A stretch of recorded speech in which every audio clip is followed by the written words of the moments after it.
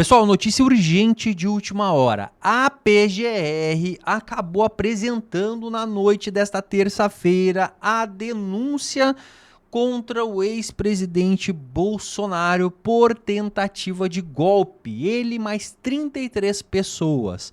O que acontece? Eu vou trazer na sequência Caio Coppola debatendo com um jornalista a respeito do assunto. E ele vai muito bem, como sempre. Fiquem comigo até o final desse vídeo. Antes disso, deixa eu já trazer com detalhes essa matéria que saiu no Metrópolis aí, velha imprensa, já tá, fazendo matéria do tipo, será preso? Quando será a prisão? Entenda próximos passos. Eu vou trazer rapidamente para vocês aqui, eu vou ler, e ela diz o seguinte, ó.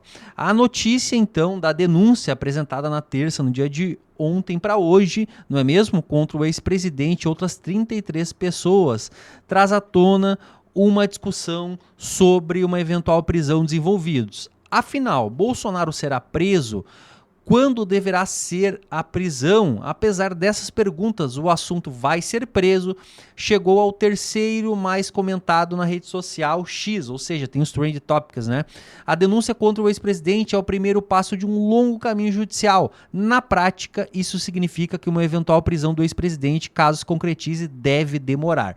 Ou seja, para a esquerda que está toda maluca achando que o ex-presidente Bolsonaro deverá ser preso, assim como o presidente que eles tanto veneram, não é mesmo? Que já de fato foi preso e ficou por diversos e diversos dias presos, não devem ver nada desse tipo, não por agora, gente. Então calmem, tem muita água para rolar embaixo dessa ponte. Olha só os próximos passos para a gente então para as palavras ali do Caio Coppola.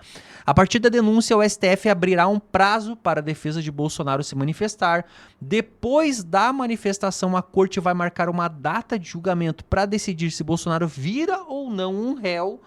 Caso a denúncia seja aceita, Bolsonaro e os outros denunciados passam a ser réus e o processo é formalmente aberto. Depois, passa-se a fase de ouvir a defesa, testemunhas e colher novas provas. Por fim, o Supremo vai julgar o processo e, caso considere culpado Bolsonaro e os outros 33, uma pena pode ser fixada pelos ministros. No Brasil, uma prisão costuma ocorrer depois de uma condenação formal, quando já não há mais recursos a serem apresentados. Existe também a prerrogativa de uma prisão preventiva, ou seja, antes do final do julgamento, mas ela só deve ser usada por decisão judicial e se não houver outra forma de impedir que hajam prejuízos ao andamento do processo. E agora então vejam aí, gente, palavras brilhantes de Caio Coppola. Vamos então ao debate por aqui, começando por Caio Coppola. Coppola, qual é o futuro de Bolsonaro após essa denúncia da Procuradoria-Geral da República? Olá, boa noite. Juliana.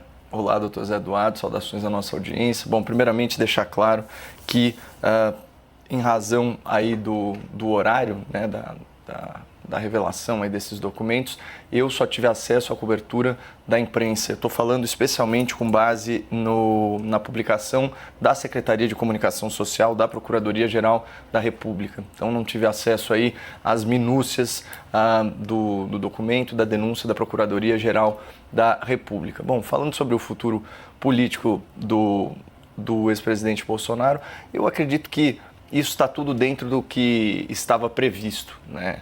Era evidente que haveria uma denúncia e que ela teria um teor muito similar ao relatório da Polícia Federal. Tem relatório de 900 páginas. Isso é uma tragédia muito bem ensaiada, né? A gente tem, inclusive é importante pontuar, um procurador-geral da República escolhido fora da lista tríplice, cuja indicação pelo presidente Lula foi alvo de denúncia da Transparência Internacional no seu relatório anual sobre a corrupção no Brasil, como um exemplo do judiciário de coalizão, ou seja, o aparelhamento da justiça para favorecimento ao governo de turno.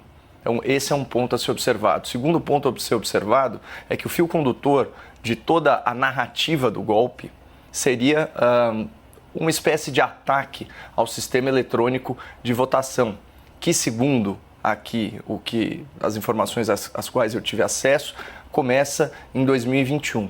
Acontece que existe uma confusão tremenda aqui do que seria atacar o sistema eletrônico de votação e criticá-lo. que eu saiba, isso é uma democracia e esse ainda é um direito. Especialmente considerando que o registro impresso do voto eletrônico é uma pauta do ex-presidente Bolsonaro desde que ele é parlamentar. Na verdade, a única lei que ele conseguiu aprovar de sua autoria ao longo de décadas no parlamento foi justamente essa. E não foi uma aprovação qualquer. Em 2015, 433 deputados federais e apenas 7 votaram contra. 433 deputados federais votaram a favor do registro impresso do voto eletrônico. Só 7 votaram contra. O Senado, por sua vez, endossou essa aprovação. Ela foi vetada pela senhora Dilma Rousseff. O veto foi derrubado. E aí depois, o Supremo Tribunal Federal arranjou algum pretexto para considerar inconstitucional o registro impresso do voto eletrônico. Sendo que, obviamente, o eleitor apenas faria a verificação e esse voto seria depositado numa urna à parte. Por que isso é muito importante? Para que fique bem claro que criticar o atual sistema eletrônico de votação, quando eu digo atual sistema eletrônico de votação, é o sistema de urnas eletrônicas de primeira geração, que por uma coincidência incrível, apesar das insistentes manifestações de que o nosso sistema eleitoral é um paradigma para o resto do mundo, ninguém copia. Só o Brasil, enquanto grande democracia, opera nesse atual sistema. Ora, se ele é tão sofisticado, se ele é tão à prova de fraudes, por que será que outros países não utilizam essa mesma sistemática? Isso é uma questão para reflexão, porque fazer disso um assunto tabu que não pode ser sequer debatido é ruim.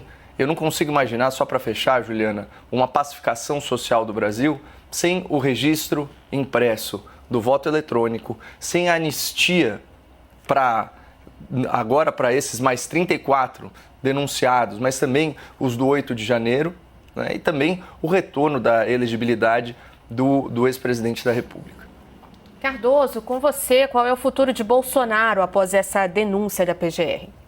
Bem, olá. Em primeiro lugar, algumas ressalvas, e eu até entendo. Caio fez um conjunto de colocações que efetivamente se justifica para quem não leu a denúncia. Eu passei os olhos na denúncia, são 270 páginas. Não vou dizer que li minuciosamente, mas tudo isso que ele diz está rigorosamente respondido. Ele mostra claramente o ataque ao sistema e a vinculação disso, ataque ao sistema eleitoral e a vinculação disso a um plano golpista. Mas, seja como for, é importante ressaltar, procuradores gerais da República já foram muitas vezes nomeados fora da lista. Fernando Henrique, o Cardoso fez, Jair Bolsonaro fez nomeando Aras, Lula fez agora, é uma opção do presidente da República. Então, portanto, vamos olhar a realidade como ele é. Gonet tem currículo, responsabilidade para fazer uma denúncia séria? Paulo Gonet é um jurista de altíssimo nível. Mestre em Direito, professor de Direito, autor de livros jurídicos importantíssimos, um dos quais ganhou o prêmio Jabuti. Passou em primeiro lugar no concurso do Ministério Público do Distrito Federal, passou em primeiro lugar no concurso, que ele depois optou pelo Federal, do Distrito Federal para o Ministério Público. Ou seja, um homem de reputação ilibada, capacidade jurídica intocável. Seria Paulo Gonet leviano, ao ponto de oferecer uma denúncia com essa repercussão, jogando sua carreira no lixo, jogando efetivamente seu nome, se ela não tivesse consistência? Não, a denúncia tem consistência, fática e jurídica. E, aliás, eu sugiro a que todos os brasileiros e brasileiras a leiam. Ela é didática. Rigorosamente didática, responde tudo.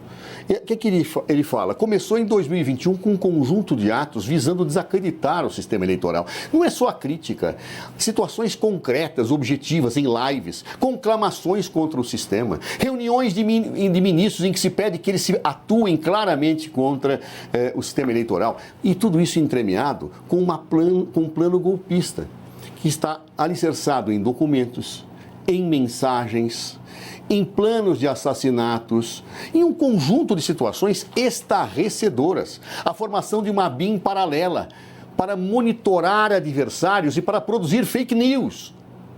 Além disso, fala-se claramente de uma situação em que os acampamentos estão vinculados a essa grande estratégia e que Bolsonaro sabia de tudo. Ele recebeu as mensagens, isso está provado. Aliás, o elo de ligação de todos esses fatos é a delação do senhor Cid. O senhor Cid, tudo que ele fala se encaixa como uma luva nesses fatos. Rigorosamente como uma luva. É uma construção harmônica, o que mostra, evidentemente, que essa denúncia não se baseou apenas na delação do senhor Cid, mas se baseou fundamentalmente nos fatos que são perfeitamente costurados para a existência de uma tentativa de golpe de Estado e derrubada de um governo legitimamente eleito. É triste ler uma denúncia como essa. É triste imaginar que nós estivemos submetidos a pessoas que têm esse tipo de comportamento, que sempre defenderam o golpe militar de 64 e agora queriam aproveitar a oportunidade para dá-lo. E engendraram, pensaram. Jair Bolsonaro chamou os comandantes militares. Felizmente, eles não vieram efetivamente a aceitar a proposta de Jair Bolsonaro, com exceção do comandante da Marinha. Tudo isso está absolutamente alinhavado. É um texto muito didático. Eu sugiro que os nossos telespectadores e telespectadoras não acreditem em mim, nem acreditem no Caio. Leiam! Leiam e lá verão as respostas. É contundente, avassalador. Acredito que os advogados de Jair Bolsonaro terão muita dificuldade, em que pese tem uma equipe muito competente, dentre os quais um dos maiores criminalistas do Brasil, o Dr. Celso Villarte. Em síntese, portanto, leiam a denúncia. Ela responderá todas as críticas e fake news que tentarem fazer daqui para frente em relação a uma denúncia subscrita por um homem sério, correto, com um currículo e com uma moral ilibada. Paula, ainda pensando nas consequências dessa denúncia apresentada pela PGR, ela pode abalar as pautas de direita? Pelo contrário, ela apenas reforça. Claro que o timing ele deve ter sido muito bem-vindo sob a ótica do governo federal, que enfrenta aí a sua pior aprovação, quando a gente pensa aí nos mandatos do Lula, pior aprovação histórica, só 1 em cada 4 brasileiros. Também agora muitas críticas às posições da primeira-dama e que isso tem uma série de reflexos também no governo, aliados desembarcando do governo Lula. Então é bom sim para o lulopetismo que os holofotes voltem, né, para um passado imaginário, né, desse golpe fantasioso, essa narrativa aí que infelizmente está sendo corroborada por uma série de instituições. Não seria a primeira vez se nós simplesmente lembrarmos dos argumentos da esquerda, né, para falar, enfim, sobre supostas perseguições políticas num passado recentíssimo. Eu só queria lembrar, né, para a gente evitar aqui um dos vícios do debate público, que é o apelo à autoridade. Não é porque um jurista é brilhante que ele vai fazer a melhor aplicação do direito. Afinal de contas, as pessoas têm várias outras motivações. Né? Pessoas com intelecto privilegiado, às vezes, servem a causas que são ruins para o país, para a humanidade, para a sociedade. Olha quanto capital intelectual, né, que foi colocado, por exemplo, em defesa do comunismo, em defesa do nazismo, né, todas essas doutrinas e esses dogmas ideológicos que condenaram milhões de pessoas à pobreza e à miséria. Então, já que a gente já tratou aqui do voto eletrônico, eu queria lembrar que o parlamento brasileiro é crítico ao atual sistema de votação. Existe uma maioria, lógico, é uma maioria absoluta, não é ainda uma maioria qualificada, pelo menos segundo os últimos resultados, a maioria da Câmara Federal defende o registro impresso do voto eletrônico. A unanimidade dos partidos políticos, unanimidade em 2015, defendia isso. Portanto, não é golpismo criticar o sistema eleitoral brasileiro. Essa é a primeira coisa. Esse é o primeiro grande furo dessa narrativa da Polícia Federal e da Procuradoria-Geral da República, procurador escolhido a dedo pelo senhor Lula da Silva. O segundo ponto é, a delação do Mauro Cid, a meu ver, ela está eivada de nulidades. Para começar, porque ele foi flagrado em áudio, desabafando e dizendo que ele foi forçado a criar o seu depoimento conforme as expectativas dos seus investigadores. Se alguém tiver alguma dúvida, né, isso foi publicado pela revista Veja, é possível ver a íntegra e a transcrição dos áudios, e essa leitura, assim como a que o Zé Eduardo recomendou, também é muito didática para a gente ter uma ideia de como que a justiça está funcionando. Lembrando que tão logo esses áudios vieram à tona, a prisão preventiva do senhor Mauro Cid foi decretada novamente. E aí, né, inexplicavelmente, ele retirou tudo o que havia dito no privado para alguém aí da sua confiança. Cardoso, temos pautas da direita abaladas por essa denúncia, você concorda com isso? Em primeiro lugar, meu desagravo, doutor Paulo Gonet. Ele é um homem de uma seriedade total. Aliás, o que eu disse não é que intelectuais não erram. O que eu disse é que uma pessoa do gabarito dele não se disporia a fazer uma denúncia fragilizada e imberbe dessa forma que está sendo aqui colocado. Ou seja, a denúncia é gravíssima. Mas ele não discute na denúncia, é importante ter claro se é bom ou mau o sistema eleitoral. Não, ele não faz isso. Não é essa a discussão. A discussão é que havia uma estratégia para deslegitimar o resultado. E para isso se iniciou um conjunto de ataques, inclusive com fake news, em que a ABIN teve um papel importante para desacreditar o sistema, inclusive aos olhos do mundo, o que se deu com aquela convocação estabanada de Jair Bolsonaro dos respectivos embaixadores dos países que têm aqui sua presença no Brasil. Então, ou seja, ninguém está discutindo o sistema eleitoral, se é bom ou se é mau, que tem voto impresso. Não, está se discutindo a tentativa de deslegitimar o resultado das eleições como uma preparação de um golpe caso houvesse a derrota. Isso está claríssimo da denúncia. E tudo isso entremeado de fatos. Plano de assassinato do senhor Alexandre de Moraes. Claro, documentado, engendrado. Plano de assassinato do presidente Lula, claramente colocado. Isso é início de execução, é tentativa de golpe, monitoramento de autoridades pela própria ABIN com dinheiro público, com o seu dinheiro, contribuinte. Você que defende democracia, tendo seu dinheiro para perseguir adversários políticos do Jair Bolsonaro na perspectiva de derrubar a democracia. É isto. A leitura é avassaladora. Eu não sei se isso atinge bandeiras da direita. Não sei, acho que quem acredita em certas bandeiras continuará acreditando nelas. Mas essa denúncia atinge um dos principais portadores dessa bandeira. Jair Bolsonaro, um mito, deixa de ser mito com a leitura dessa denúncia. Por favor, leiam essa denúncia. Ele não é mais um mito. Ele não há como mais sustentar a sua inocência. Ou imaginar que a Polícia Federal, que é um órgão de Estado, uma polícia de excelência, uma das melhores polícias do mundo e da América Latina, indiscutivelmente a melhor. Um órgão como o Ministério Público, comandado por um jurista, um homem sério, todos resolveram conspirar? Está todo mundo conspirando? Alexandre de Moraes, Polícia Federal, Ministério Público, todo mundo conspirou contra uma vítima, cujos fatos estão documentados, escritos, narrados por testemunhas, por mensagens, por documentos. É avassalador. Então, é muito difícil ter um tipo de argumentação em que nós digamos que isto aqui é uma fantasia engendrada por comunistas que querem dar um golpe na busca do socialismo. Por favor, isto aqui é claro como água. Leiam, insisto, essa denúncia. Ela é avassaladora. Cardoso, o STF deve condenar, Bolsonaro à prisão? Veja, eu respeito imensamente a Constituição e o Estado de Direito. Por mais forte que eu acho que seja a denúncia, Jair Bolsonaro terá direito a fazer o contraditório e a ampla defesa. Então, portanto, não se pode dizer o que deve acontecer se o direito de defesa ainda não foi exercido. Ninguém pode colocar o carro adiante dos bois num Estado de Direito.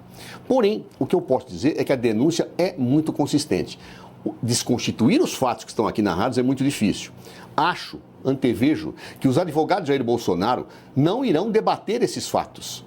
Irão debater duas coisas: questões processuais, para tentar dizer que a prova é nula, porque a prova é tão forte, tão consistente, que só se eu atacar a origem da prova para poder desconstituí-la. Então, essa é uma saída que os advogados terão. E a outra, de não negar o golpe, porque negar o golpe aqui é um desastre. Mas os advogados de Bolsonaro vão dizer: ele não sabia. Assim, se fosse advogado de Jair Bolsonaro, jamais o seria, especialmente num caso como esse. Mas, efetivamente, tem uma situação que os importantes e competentes advogados que assessoram Jair Bolsonaro estarão falando de nulidades, estarão falando que, olha, ele não participou, ele não sabia. É a única alternativa que se tem de defesa. Dizer que esses fatos não ocorreram, dizer que as mensagens que estão escritas foram falsas, dizer que as mensagens não disseram o que disseram, dizer que os documentos escritos, os planos escritos, era uma brincadeira, era um jogo de crianças. Não, por favor, isso é impossível. Então, eu acredito que a estratégia será essa. Tenho que tentar anular para absolver. Então, tudo é nulo, tudo é nulo, tudo é nulo. E a outra alternativa, objetivamente, é essa. Bolsonaro, no mérito, não sabia de nada, está sendo injustiçado. Só que, ao fazer isso, a defesa de Jair Bolsonaro colocará todos os demais da organização criminosa numa situação muito difícil. Claro. Não invejo a sorte dos advogados de Jair Bolsonaro. Essa, a meu ver, do ponto de vista da advocacia, é a melhor técnica a ser seguida. E bons advogados provavelmente seguiriam isto. Dizer que os fatos que estão aqui, mais que provados, não ocorreram, é cair um pouco numa situação deplorável e até risível. Claro, quando você tem prova escrita, e aliás eu nunca tinha visto, talvez seja até ignorância minha, golpe de Estado tramado com texto escrito. E não foi só tramado, ele iniciou a execução. Paulo Gonet é muito preciso nesta análise. Monitoramento é início de execução. Efetivamente, quando eu faço um conjunto de situações para desacreditar o sistema eleitoral, é início de execução, é a preparação da ambiência para o ataque à democracia. Então, tudo isso está tão claro e evidente, já estava muito claro, a meu ver, no relatório da Polícia Federal. Repito, é uma polícia de Estado. E, às vezes erra, às vezes acerta, efetivamente é. Mas é tão consistente esse relatório que foi encampado in totum pelo Ministério Público por um procurador que, repito, jamais se exporia ao ridículo, inventando fatos, conspirando, fazendo uma conspiração cósmica contra uma pobre vítima indefesa que nada conhecia dos fatos. Então, diante disso, eu não vejo outra alternativa a dizer: padecerão os advogados de Jair Bolsonaro na sua defesa. O resultado final? Não sei dizer. Nós não podemos pré-julgar ninguém. Eu não prejulgo ninguém.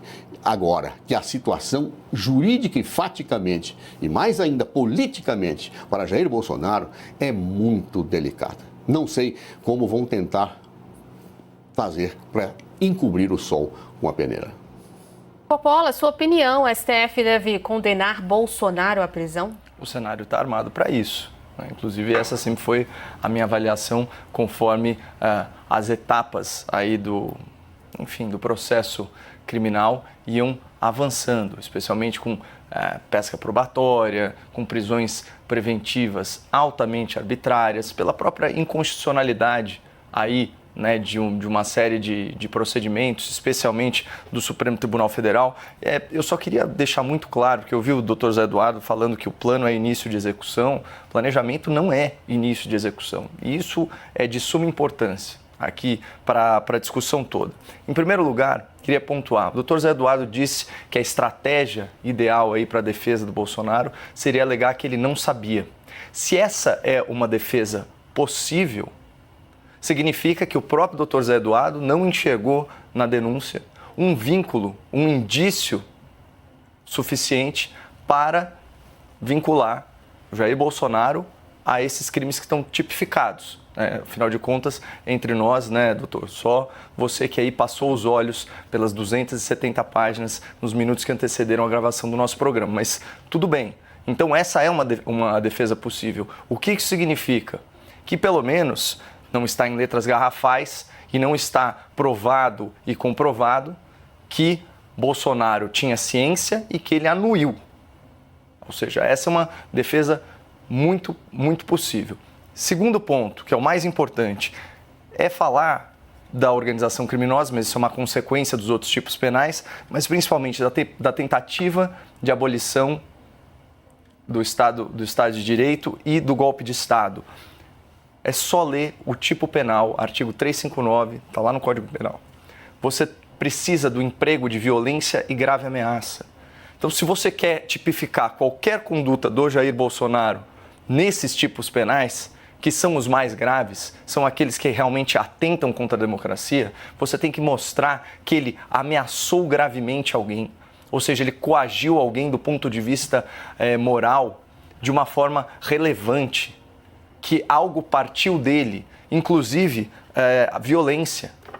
E, de novo, quando a Juliana estava lendo para a gente no enunciado a potencialidade do dano, uma reunião com as Forças Armadas para tratar de garantia de lei e da ordem, estado de defesa, coisas que têm previsão constitucional, isso nunca pode ser tratado como início de execução de golpe. Ainda que estivesse sendo planejado um golpe de Estado, nesses casos, que eu não acho que é a situação, ainda que fosse isso é um caso óbvio de atos preparatórios que não são punidos.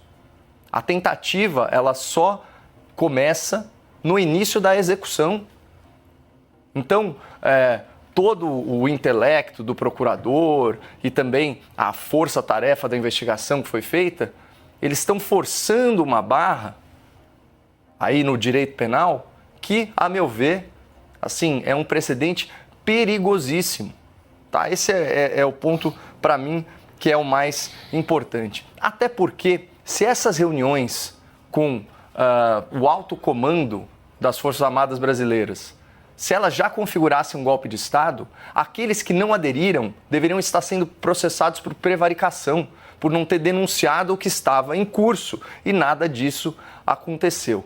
Então, realmente, eu acho lamentável que essa perseguição política, essa grande encenação, né, suposta defesa à democracia, se dê para simplesmente você alijar, né, da arena pública pessoas com as quais você discorda. Houve transição pacífica de poder no Brasil, pessoal. O governo foi diplomado sem problemas, o governo tomou posse sem problemas. As pessoas que estão sendo condenadas, algumas delas no 8 de janeiro, não estavam nem no Brasil. Então, é engraçado você responder por algo que não aconteceu. Mas, enfim, no Brasil até o passado é incerto. O grande debate termina por... Zé quer falar 30 um segundos, segundinho. Depois, porque eu falei menos um pouquinho, mas depois o Caio fala. Apenas para esclarecer meu próprio pensamento, eu acho que eu sou o melhor esclarecedor do que penso. Eu disse claramente que as provas que apontam a ciência de Jair Bolsonaro estão no processo. Mas estou dizendo que bons advogados podem construir teses, até, por exemplo, que a lei da gravidade foi revogada. Para isso servem os advogados, não é? Por isso eles têm brilho, muitas vezes para tentar defender o indefensável, porque até o autor de delitos tem direito à defesa, mesmo quando eles estão provados a priori, como me parece que é absolutamente indiscutível. Na denúncia está muito clara a descrição jurídica da diferença entre planejamento, tentativa com o início da execução. Só ler. Leia, telespectador e telespectadora. A peça jurídica do Dr. Gonê é brilhante. Pessoal, a peça é brilhante. Bom, é uma das coisas assim mais surreais tu ver um esquerdista, como tu percebe, né? Há de fato aí uma posição de ambos os lados, né? Tanto o Caio Coppola defendendo a direita, quanto ali o Zé Eduardo defendendo a esquerda, mas dizer que a peça é brilhante, é um negócio que simplesmente beira assim a loucura. Bom, mas eu quero saber a opinião de vocês, gente. O que vocês acham de tudo isso? Bom, o Caio Coppola já deixou claro inúmeras vezes, né? Toda essa encenação, tudo isso que está sendo feito, na verdade, aí acaba meio que gerando uma cortina de fumaça também em cima desse governo que está péssimo e que tem um índice de aprovação simplesmente ridículo, beirando aí os 24% mediante pesquisas, que já é uma coisa que as pessoas, né, pesquisa, bom, mas enfim, o que a gente sabe é que lá na ponta mesmo, no mercado, a gente sabe no dia a dia, nas compras, como o dinheiro já não é mais suficiente. E agora, né, a gente sabe que tudo isso vai acabar criando uma maquiagem ainda maior em cima desse governo, justamente por conta, né, de que o assunto do momento agora, em tudo que é lugar, vai ser o tal golpe, golpe, golpe, golpe. O fato é esse. Mas a gente vai continuar trazendo para vocês todas as informações por aqui. Então já comenta, compartilha muito esse vídeo, deixa o like, fica ligado que logo mais já tem um vídeo novo aqui no canal Debate em Foco.